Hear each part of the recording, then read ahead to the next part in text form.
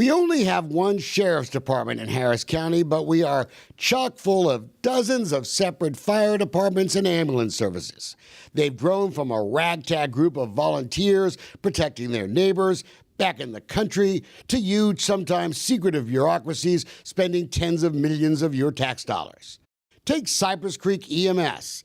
They spent hundreds of thousands of dollars in the last few years fighting release of their financial records.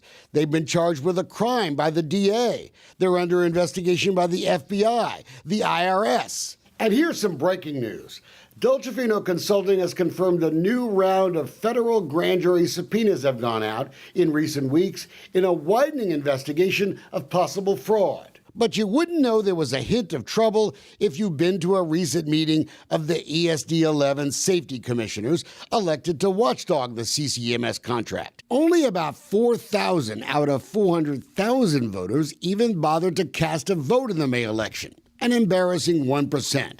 But most who did voted for the three candidates who put out this video pledging allegiance to CCEMS. That we will never replace it with a private ambulance service. Two other ESD 11 incumbent commissioners, Robert Berleth and Kevin Brost, had been fighting for explanation of questionable spending, including the big entertainment bills of ambulance boss Brad England.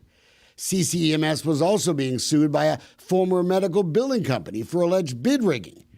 Brost and Berleth were clearly seen as troublemakers.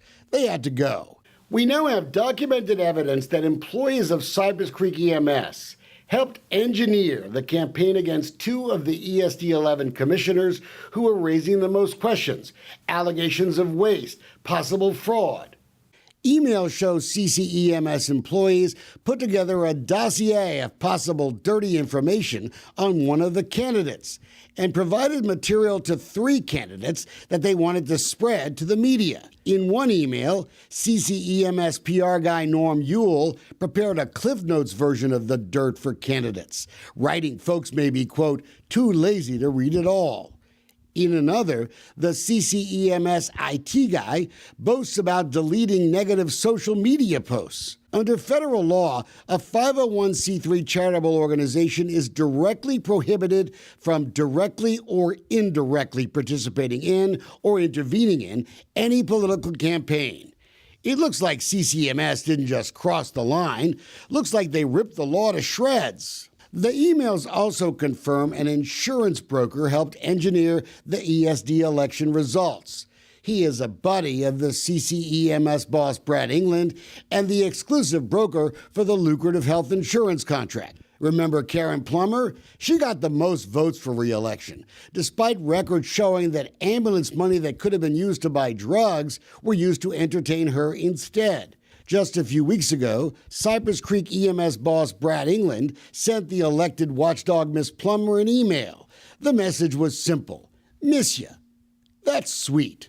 Nice to get a peek into the henhouse, isn't it? After the election in May, new Commissioner Tommy Ripley thanked the CCEMS employees who, quote, made this victory happen. Another ESD 11 incumbent commissioner, Fred Grundemeyer, told us he didn't have any email communications with CCEMS. But that's not true. We found this email where Grundemeyer congratulates the election winners, calling the vote a devastating defeat for Wayne Dolcefino and the candidates he supported. Actually, Fred, I really appreciate the concern, but I'm just fine. It's actually the taxpayers who got played. I don't pay ESD 11 taxes. They do. Maybe you should remember who the actual boss is. It's not CCEMS. It's the folks who pay the taxes.